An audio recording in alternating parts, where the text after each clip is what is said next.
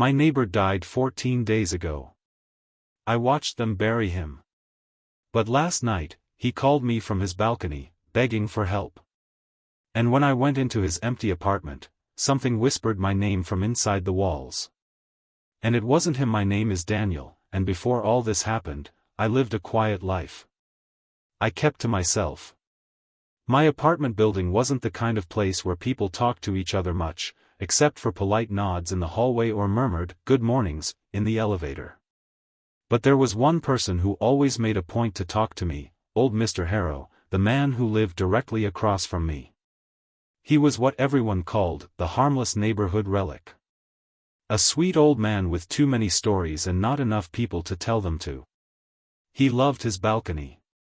He sat there night after night, sipping decaf coffee and watching the street as if he expected something to return. We joked about it once, and he told me something that, at the time, felt silly.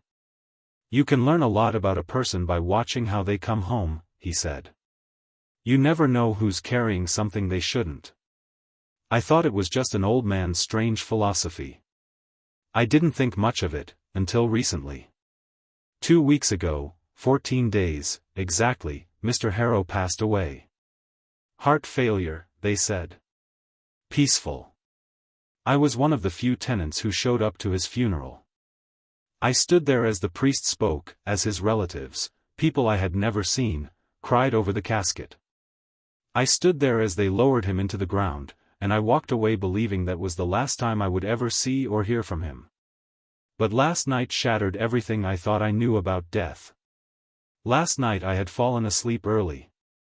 It couldn't have been later than 10 at night when I dozed off on my couch with the television playing some documentary in the background. The next thing I knew, I was jolted awake by the sound of my phone ringing. The screen was too bright in the darkness, and for a moment I just stared. Disoriented. The call was coming from a number I didn't recognize, an old landline format, the kind you barely saw anymore. Something about it made my skin crawl.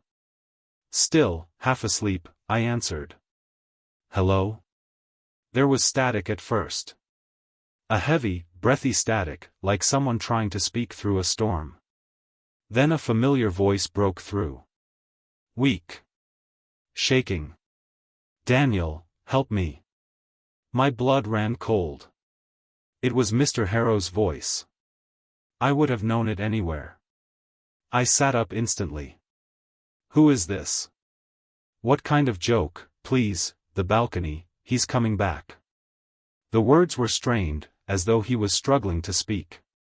As though something was physically pulling the sound out of him. Harrow? I whispered, my voice trembling. Harrow, you're dead. There was a high-pitched crackle, then silence. The call ended abruptly. I sat frozen, staring at my phone screen, waiting for some indication that this was a mistake, a prank call, a dream, anything. But then, something far worse happened. Through the darkness, through the thin curtains covering my sliding glass door, I saw a faint flicker of light. A light coming from the balcony across from mine. Mr. Harrow's balcony. The same balcony I had not seen lit in 14 days. My breath hitched. Slowly, like a man preparing to face something horrible, I stood and walked toward the sliding glass door. My heart pounded against my ribs so hard it hurt. I pushed the curtain aside just enough to peek out. And I swear to you, I swear on everything I have left, that I saw him. A silhouette. Sitting in his old balcony chair. Motionless. Facing me. I stumbled back so hard I hit the corner of my coffee table. No, I whispered. No, no, no, I dared myself to look again. This time, when I peeked, the balcony was empty. Dark. Silent. But before I could calm myself, I noticed something even worse. The sliding door of his balcony, the door that should have been sealed by his relatives after they cleared his apartment, was slightly open. Just enough for someone, or something, to slip inside. And then I realized the call ended because he wasn't alone. Whatever he meant by, "he's coming back," whatever he saw on that balcony. It wasn't over. Not even close. I had no idea then that this was only the beginning. I barely slept after that call. Every creak in the building, every gust of wind rattling the hallway vents, every passing car outside felt like a warning. But when dawn finally came, the sunlight didn't bring comfort. It brought responsibility. I needed to know what I had seen. Or what I thought I'd seen. I paced my living room for nearly an hour, replaying the moment, the voice, the balcony light, the silhouette. Every time I tried to rationalize it, dream, hallucination, exhaustion, my mind shut it down. The terror in his voice was real. I knew it was real. Eventually, I forced myself to step into the hallway. The building was too quiet for the morning. Usually you'd hear someone downstairs yelling at the vending machine or Mrs. Klein banging around in the laundry room. Today? Nothing. The door opposite mine, Harrow's old place, looked the same as always. White paint, rusty peephole, and the faint smell of dust. But something was wrong. The memo paper that the building management had taped there, "Unit vacant, do not enter," was torn down the middle, as though someone had clawed it away. My stomach twisted. I raised my hand and knocked. One soft tap. Another. A third. Silence. I tried the handle, expecting it to be locked. It wasn't. The latch clicked once. The door eased open a crack.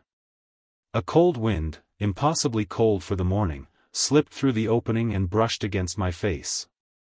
Every instinct in me screamed to slam the door shut and walk away, but Harrow's voice echoed in my head. "Please, the balcony, he's coming back." I swallowed hard, pushed the door open farther, and stepped inside. Inside the apartment it smelled wrong. Not rotten, not moldy, just wrong. A heaviness in the air, like walking into a room that hadn't been lived in for years, even though it had only been empty for 14 days. Dust clung to everything, but it wasn't the natural kind that settled over time. It felt disturbed, scattered in odd shapes across the floor, like something had moved through it recently.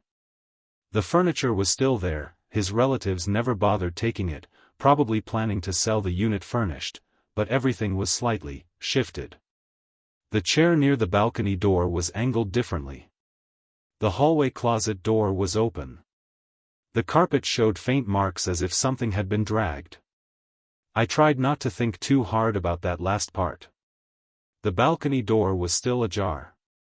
My eyes locked onto it immediately. Something deep inside me, the old primal part of the brain that knows when a predator is near, warned me not to approach. But I had to. The phone call wasn't enough proof. The silhouette wasn't enough proof. I needed to see the balcony for myself.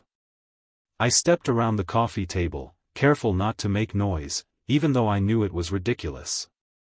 Whatever might be here already knew I was inside. When I reached the balcony door, I pushed it open slowly. The hinges groaned, a low, lonely sound, revealing the small outdoor space. The chair was empty. The light bulb overhead was still glowing faintly, flickering in and out as though it had been left on all night. I stepped outside. From that angle, I could see directly into my own apartment. My curtains slightly parted. My living room illuminated by the slant of morning sun. And then a realization struck me hard.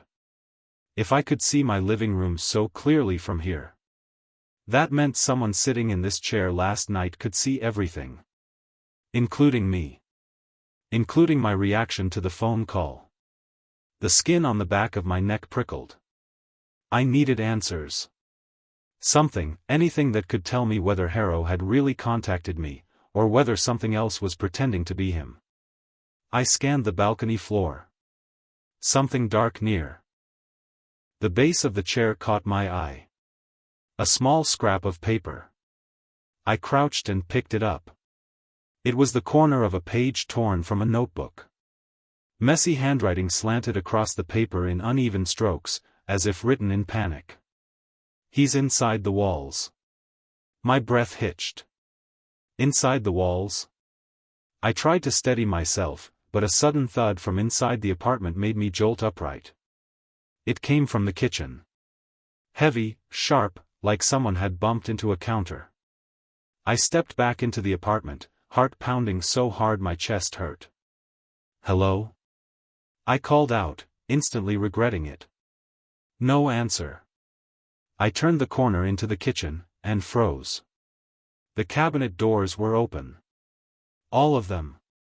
Wide open, swinging slightly as if they had just been disturbed. I whispered, "No," because Harrow had told me once, months before he died, that he heard things in the walls at night. That something scratched around inside them. That he sometimes felt watched while he slept. I thought it was just an old man's paranoia. Now, standing in that cold, silent kitchen, I wasn't so sure. Then I heard it.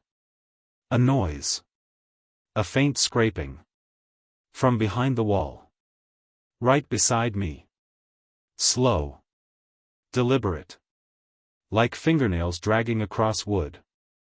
I backed away, but the sound followed me along the wall, pacing me, tracking me, as though it knew exactly where I was. The scraping grew louder. Closer. And then, directly behind my right ear, I heard a voice. Not spoken. Whispered through the wall. "Daniel." I ran. I didn't look back. I didn't stop to close the kitchen cabinet doors or the balcony door or even Harrow's front door. I sprinted across the hall into my own apartment and slammed the door shut. For the next several minutes, I pressed my back against the door, shaking, waiting, expecting, the thing that whispered my name to follow me. But nothing happened. Not yet. Because later that afternoon, when I finally built up the courage to leave my apartment again, I noticed something stuck between my door and the floor. A folded slip of paper. Hands trembling, I opened it. More frantic handwriting. Only 3 words this time. "Do not trust him." But beneath the sentence, smeared in what looked like charcoal, or soot, or something far darker, was a name. A name I hadn't heard since Harrow's funeral. A name I thought was buried with him. The note trembled in my hands. 3 words scrawled in a frantic, uneven hand, "Do not trust him." And below it, smeared as though the writer could barely hold the pencil steady, Harrow. Seeing his name written like that, after hearing his voice, after seeing the balcony light, after hearing the thing in the walls whisper my own name, felt like the world was closing in around me. Was Harrow warning me? Or, was whatever I spoke to last night pretending to be him warning me not to trust someone else? I didn't know. But I needed answers. And I knew exactly where to get them. The basement archive room our apartment building was old enough that it had a basement storage area no tenant ever used. But behind the rusted fuse boxes and dusty boiler was a hidden door the property manager once mentioned to me, the archive room, where decades of building records were stored. If anyone had complained about the walls, about sounds, about a previous tenant who saw or heard something, the record would be there. I took the elevator down to the basement. The air grew colder the lower I descended. Not normal cold, suffocating cold. The kind that settles between your ribs and refuses to leave. The elevator dinged, and the metal doors scraped open. The basement lights flickered overhead, buzzing like angry insects. I walked past the storage cages, past the old pipes, until I reached the door I was looking for, a heavy wooden door with peeling green paint. It shouldn't have been open. But it was.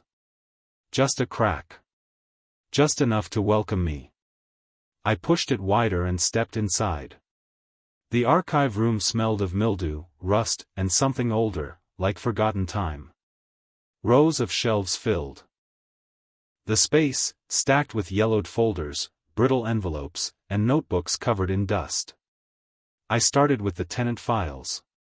Harrow had lived in the building for more than 30 years. His file was thick: maintenance requests, notes from building managers, emergency contact forms. Most of it was normal. Until I found the envelope tucked behind the others. Unmarked. Crumpled. Old. Inside were handwritten reports. Not official records. More like confessions. The earliest dated back to decades ago, long before Harrow lived here. All of them described the same thing: scratching in the walls. Whispers at night. Voices calling their names. Something moving from apartment to apartment. One note in particular made my blood run cold. It isn't one of us. It looks like us. It learns us. It waits until we're alone. Another, it stood on my balcony. It mimicked my mother's voice to get me to open the door. Another, it returns when the building gets quiet. When someone dies. It slips into the empty space, and uses the familiar shape. And finally, at the bottom of the stack, written in a shaky, collapsing hand, if it calls your name, run. My heart hammered as the puzzle pieces clicked into place. The call. The silhouette. The whisper through the walls. Whatever contacted me. Whatever sat in Harrow's chair. Whatever spoke with his voice. Was not Harrow. I slammed the folder shut. That's when I heard footsteps behind me. Slow. Uneven. Dragging slightly. I turned around. And there, standing in the doorway of the archive room, was Harrow. Or the thing wearing him. His skin looked wrong, too pale, too tight, stretched over bones like wet paper. His eyes were wide and glossy, reflecting the flickering ceiling light.